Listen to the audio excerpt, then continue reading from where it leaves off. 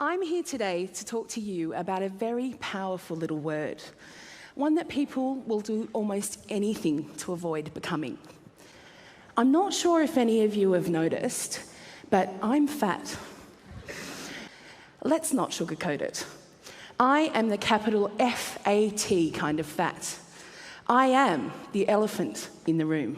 When I walked out on stage, some of you may have been thinking, oh, this is going to be hilarious, because everybody knows that fat people are funny. Or you may have been thinking, where does she get her confidence from? Because a confident fat woman is almost unthinkable. These judgments are insidious. They can be directed at individuals and groups, and they can also be directed at ourselves. And this way of thinking is known as fat phobia.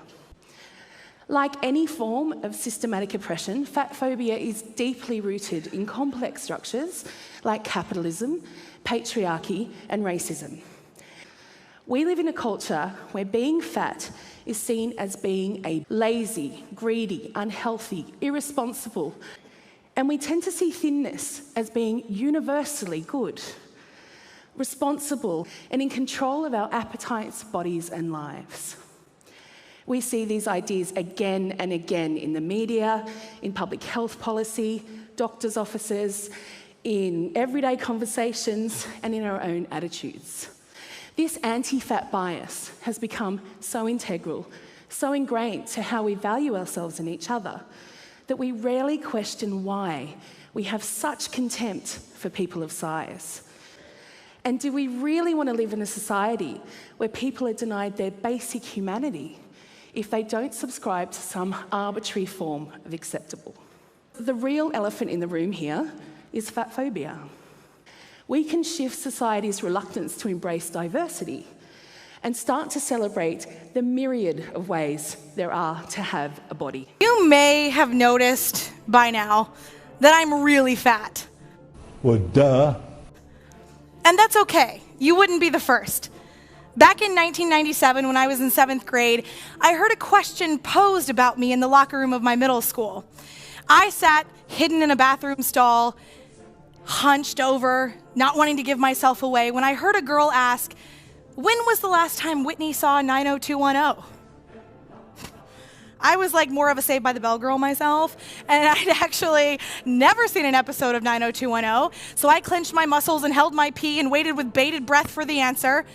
And when it came, when she stepped on the scale, the girls erupted into laughter, and I felt the familiar sting of embarrassment seeping into my cheeks.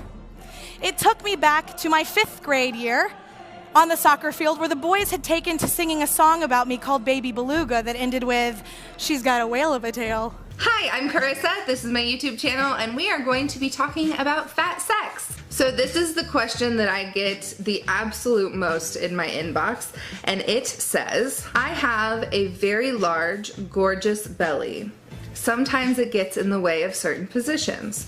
Do you have any advice for fat, accessible sex positions? I used to get kind of offended when people would ask me this question because I thought, fat sex is just like thin sex. What am I missing? What am I not getting? And then I realized that there are some things that maybe I incorporate into my sex life, not because I'm fat, but just because I'm 30 and I've slept with a lot of people, and you kind of learn these things after sleeping with a bunch of people. I'm gonna try to quit being a snot about this question and just answer it as honestly as I possibly can. I personally have a really hard time with my hips. They cramp very easily. I do yoga and I stretch and I do all sorts of stuff, but if my hips are spread for a very long amount of time, they get very sore. So one of the things that I do to help prevent my hips from getting too sore, I use very stabilizing methods. So if my hips are spread, then I like to put a pillow under my knees so that my hips are not bearing the weight of holding my legs up.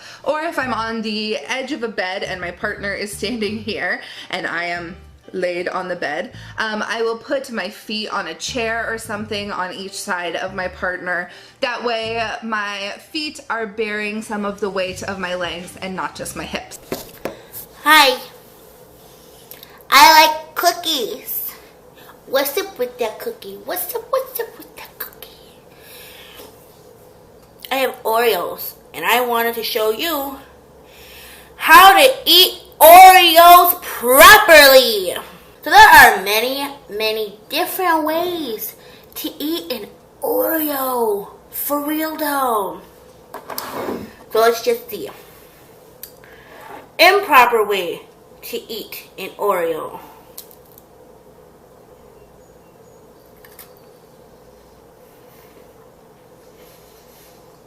Because when it's broken in half like this, you don't get any good flavor receptors. X, not. Another bad way to not eat an Oreo is you gotta twist. You can't pull. Because look it. Now you've gone and done it. Oh! I wanted that part. Oh, that's fucking sad. We did a pre-interview with her, okay? Okay. She told us what she had to eat the day that we did the pre-interview with her. She's healthier than you? Then you need to stay here when she leaves, because we're going to put you in the insane asylum. 7 a.m., 4 or 5 donuts while she's cooking breakfast. What did she have for breakfast? A 7-egg omelet with a 1.5 cups of cheese. She put a full bell pepper, a full onion, and a full package of ham in it. Then she ate 4 or 5 potatoes that she made into hash browns with another full pepper and onion. And that held her for 45 minutes, which is probably what it took to eat it. Bruh. And then she had 4 corn dogs dipped in nacho cheese and a full-size bag of potato chips. And you're right, she had a couple of strawberries. You got to get that fruit in there, right? Mm-hmm. And that held her till 11 o'clock. Now she had 3 sandwiches with ham, cheese, mayo, tomato, cucumber, avocados, croutons, bacon bits, and ranch dressing. And she said, this is where I get my vegetables. So she had tomatoes and avocado smeared in mayonnaise with croutons and bacon bits. Now we get to lunch. She has a large pepperoni pizza. Then at 1 o'clock, she has snack number 3, 2 bowls of ice cream with caramel and whipped cream. And then she has a hand-sized bag of M&Ms. Then at 2, she had 2 bacon cheeseburgers, a box of mac and cheese, and 3 bananas. At 3 o'clock, she had 6 avocados made into guacamole and a full-size bag of tortilla chips. For dinner, she had 10 fish tacos with rice and beans. Then she had a whole box of honey buns, a whole box of Hot Pocket loaded potatoes. Then at 10, a bag of pepperoni, and along the way, she drank a gallon of sweet tea and 6 candy bars. She eats better than you? Hi, my name's Kath Reed. I'm a fat activist in Brisbane. I blog at Fat Heffalump, where I've been blogging for about 5 years. And it's my goal to change the way people think about fatness. I always thought I was fat. One of my earliest memories, I was called fat. I've always been called fat. And I believed that the worst thing a person could possibly be was fat. Through my teens and 20s and early 30s, I just battled it in every single way I could. You name the diet, I was on it. You name the weight loss plan, I was on it. I believed that I couldn't do anything in life that was good until I was thin. I couldn't have any form of success, couldn't have a good job, couldn't have a loving relationship, couldn't be happy in any way. So I didn't try.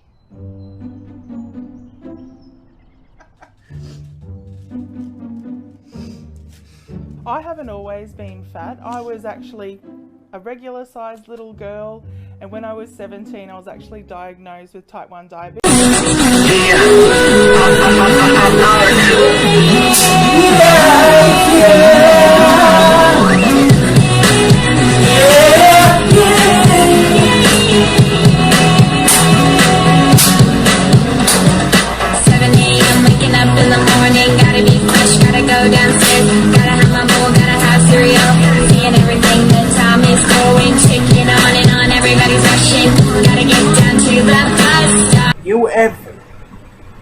If anyone disrespects me or my family, One of these days, I will hunt you down with a fucking knife and kill you. And so will my fucking backup, my friends, and everybody will go and find you. The destruction of this scale is dedicated to all of the women whose lives have been ruined and ruled by it. This is for us, ladies. Safety first. Oops.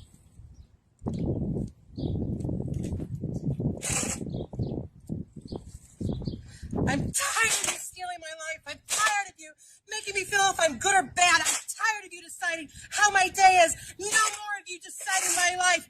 No more of you stealing life from me. This is it. I take back my life. I'm in control. I decide if I'm good or bad. Not you. I deserve a great life. This is about me. This isn't about you.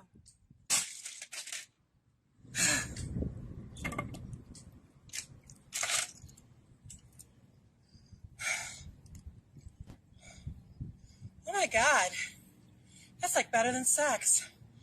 Already know!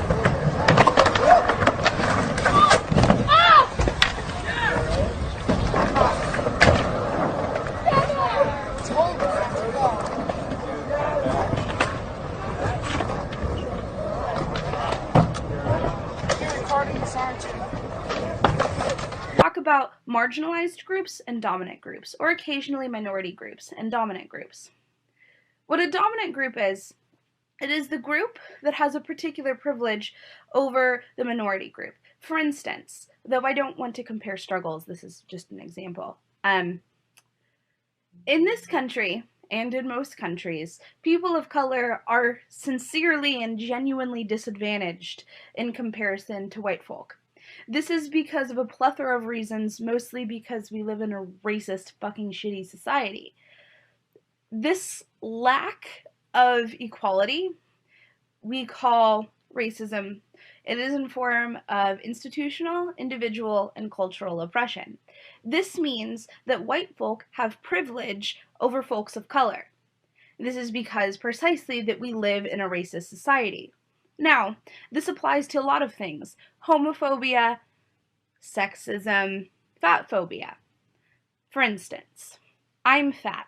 Because I am fat, there is a whole list of things that happen to me that don't happen to thin people solely based on my size. Now, I could go over a huge list and tell you of all the ways that I get treated like shit because I'm fat, but I really don't have the time, and quite frankly... The one thing I love about being fat, and all your haters or people who don't agree with whatever I'm saying, I'm sorry, please turn off please get out of this video now, okay?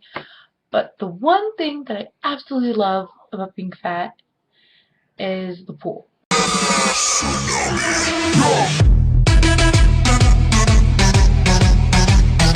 And I also like the pool for a lot of reasons.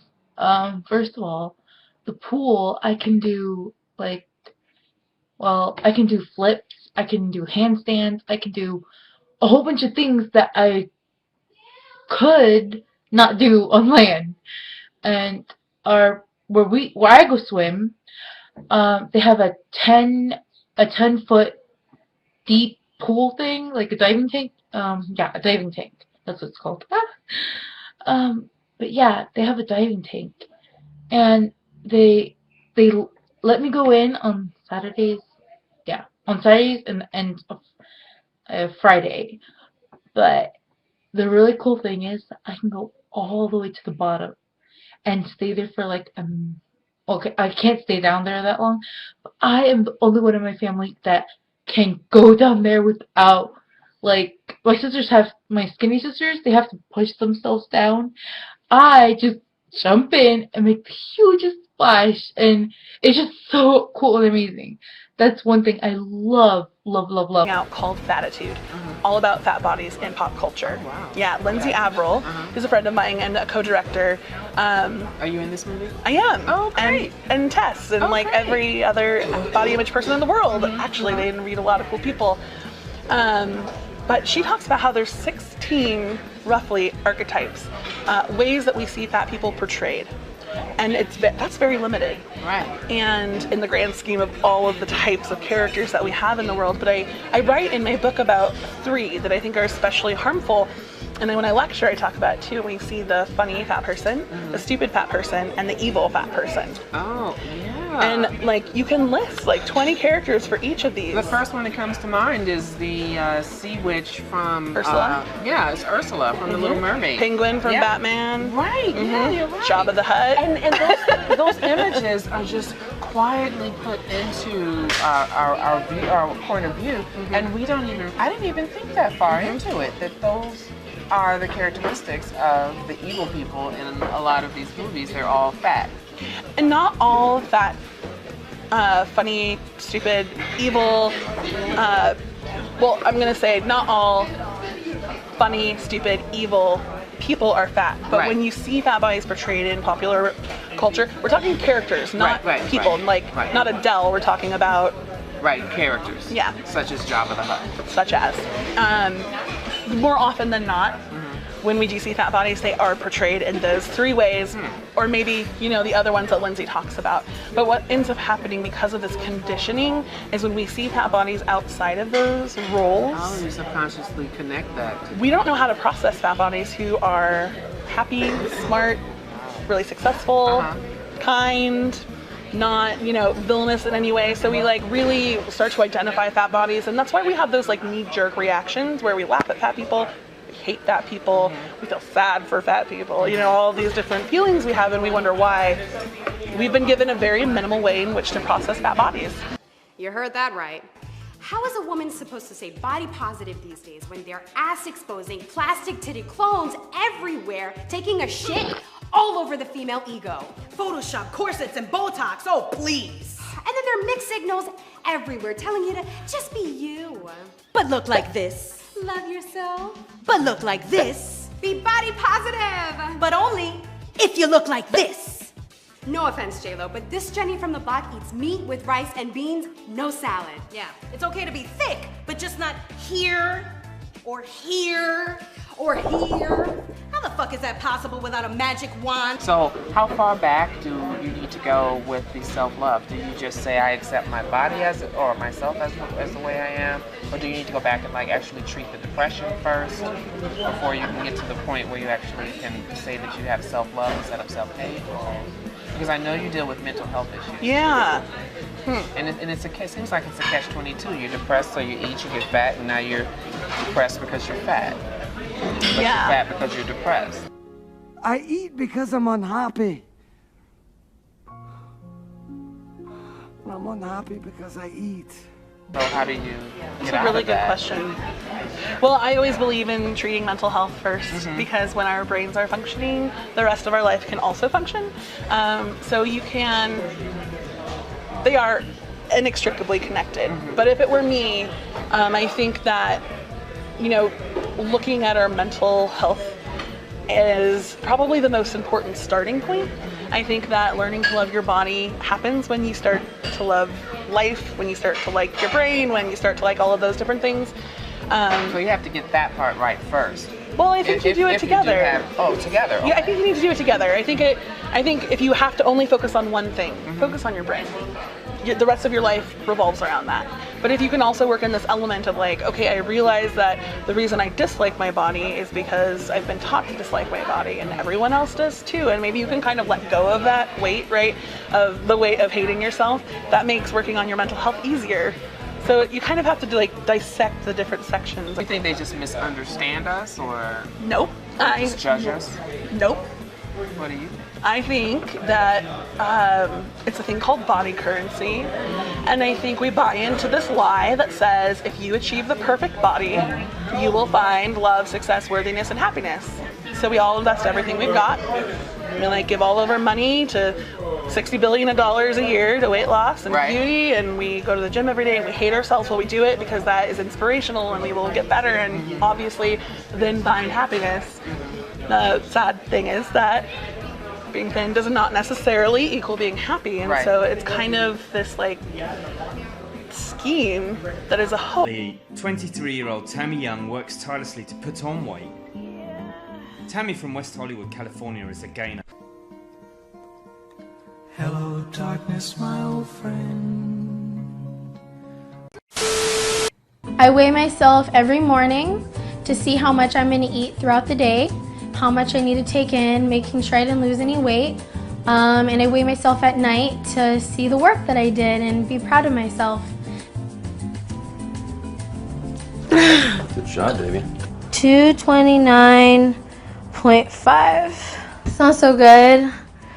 Make me 8 waffles, cottage cheese and cream cheese, bacon, chocolate milk, syrup, maybe some donuts, a cookie, a chocolate bar. Yeah, that should be good. Today I'm going to be playing with my doughy, big, plump belly. Their weight doesn't exclude them from getting proper medical care. This is a very common experience where if someone is considered fat, they go into the doctor, and instead of focusing on the ailment that they're talking about, the doctor will say, oh, I think you need to lose some weight. There's a higher mortality rate for fat people for many different diseases because they're discriminated against, because they're not taken seriously.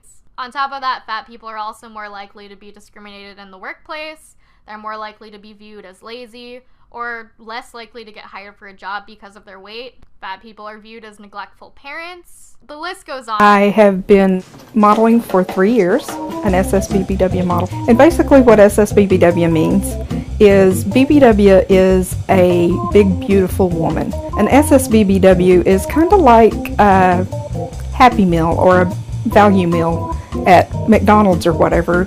You supersize it. And so that's what I am. I'm a supersized, big, beautiful woman. I blog at Fat Heffalump, where I've been blogging for about 5 years. And it's my goal to change the way people think about fatness. I always thought I was fat. One of my earliest memories, I was called fat. I've always been called fat. And I believed that the worst thing a person could possibly be was fat. Through my teens and 20s and early 30s, I just battled it in every single way I could. You name the diet, I was on it. You name the weight loss plan, I was on it. I believed that I couldn't do anything in life that was good until I was thin. I couldn't have any form of success, couldn't have a good job, couldn't have a loving relationship, couldn't be happy in any way. So I didn't try. I don't understand. Alice is a game based off Wonderland. Alice in Wonderland. Goku marries Chi-Chi. The Johnny Depp movie? So how would she, he dates other women? Is it an open relationship? Does Goku have an open relationship then? So he can just do that? So he could just, I just don't understand how that's set up. I'm just confused. I'm not very familiar with Dragon Balls. I've seen like a couple episodes. Yeah, that's the thing. I've only seen, but I watched like 10 of them. Hello, and welcome to another episode of Noah's Feed Review. Today we'll be reviewing Lunchables mini hot dogs. As you can see here, on the package we have 2 hot dogs, a Hershey's chocolate bar, and a Capri Sun. So, I took them out the box, and I've warmed them up for us, and here we go. I am putting mustard on it because I don't like mustard. I like ketchup and Miracle Whip. So, after I warm up, my first thoughts is like, this is it. I need like 6 more of these to like fill me up. But, anyhow, so I reckon we'll try some.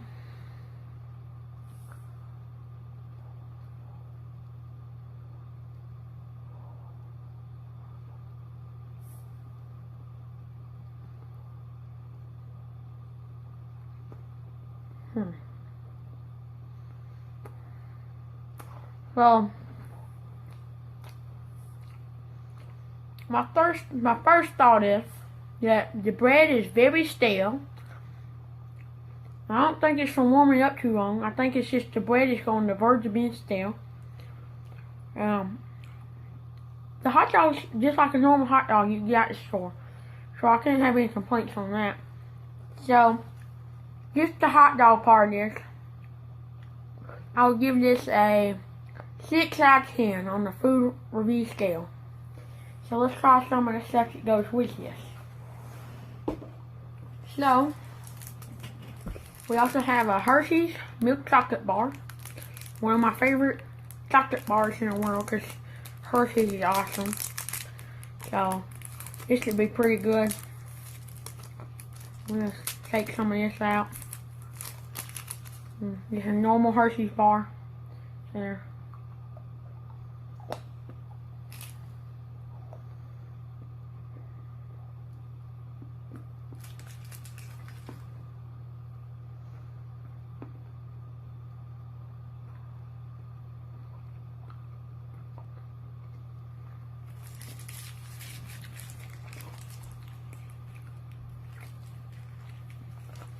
So, this Hershey's bar is like many other Hershey's bars I've ever had. But, this one is very brittle. Whenever you bite it, it breaks. It's very brittle. It's not very chewy like a normal chocolate bar would be. So, a normal Hershey's chocolate bar would get a 10 on my school scale. But since this one's so brittle, I'm going to have to give this one a 7. What did you do, Lunchables? All you had to do was put normal Hershey's bars in there and it would have been perfectly fine. You put like an old, out of date one in there. That's probably what date's not on this thing. Put an old one in there. I'm disappointed, Lunchables. I'm disappointed. Then we're gonna step left. I can do that. Super easy. Here we go. Step right. Step left. Step right. Step left. Go, girl. Step left. Clearly, Whitney has the moves and I do not. But it was certainly a memorable moment from last spring on Weekend Express when Whitney Waythor taught me some moves. It was all because of her viral YouTube video called A Fat Girl Dancing. One more time. I'm Whitney Waythor. I'm 30 years old. I live at home with my parents, and I'm a fat dancer. It's about a passion. One of the prevailing things that are happening here is that what I'm hearing is this intense sort of discussion around self-hatred and when you're in a bigger body. And I wanted to ask people, like down the front there, you who's 20, is your life better? Are you happier? Is everything better now that you're slightly smaller than you were before? I mean, I think one of the things let's get an answer to the question. Are you? Absolutely. And I'm not a little bit smaller, I'm a lot smaller. And I did do research into everything. I can still have kids, and that may not have happened if I had stayed the size I was. Like, my question to you is, can you honestly say that you are 100% happy and healthy? Like, you have no medical conditions whatsoever. You have no problems at all with your health at your weight as compared to... Can we have an answer? No. The question's been asked. What's the answer? I think it's really interesting that I feel like I need to justify my existence in this room. No, but hang on a minute. You asked her to justify her decision. I and asked she's her if she was asking... happy. I didn't ask her to justify what her health issues now or if there is any. But have you got any health issues? No, I'm perfectly happy. I'd love to know, like, what do you see as healthy with eating? Yeah, it's interesting that you've just assumed that I eat bad food because of my size. I'd love to know, because if you're really healthy, do you have any joint issues, or so you're completely... I swim 2.5 kilometres a day. I walk, I exercise all the time. I am in a synchronized swimming team, and I really resent the fact that I have to actually justify my existence and my ability to live in the world in a bigger body in a way that I'm happy with. But we're all talking about health tonight. I mean, the whole show is about weight and health. No, so what it's we've not been an talking unreasonable... about is surgery, and we haven't actually talked about the possibility that you can actually live in your life. No, but we in have. This body. We have talked about that. But all I'm saying is that a question to anyone about what they eat in the context of this program, anyone in this room, is perfectly reasonable, I think. But it's interesting that they've only been directed at fat people. No, it's not about being fat or not being fat. It's about what everybody eats. Well, it's about what everybody eats and what health is. What health You're conflating fashion and No, eating and I'm health. asking. No. I'm not conflating anything. I'm saying I think it's perfectly reasonable in the context of a discussion where you've got research that suggests that people who are overweight and people who are obese can be more prone to particular health problems. I think it's quite reasonable. What up, everybody? Meaning Doritos. I'm sorry.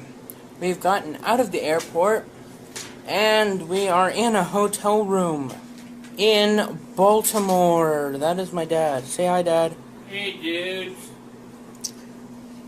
We are right next to a new casino. The Horseshoe. There's people down. People don't know how to rub their pumpkins, so I'm going to properly show you how to rub your pumpkin. here we go. What you do is you take your pumpkin and you cradle it in your arms like so. And you give it a good smack. Like that. You just rub the pumpkin like that. You rub the pumpkin. So you take the pumpkin and you just start rubbing the pumpkin. Now it's very important to rub the pumpkin before you carve it into a jack-o'-lantern. It's very important. So now I'm going to show you how to rub the pumpkin.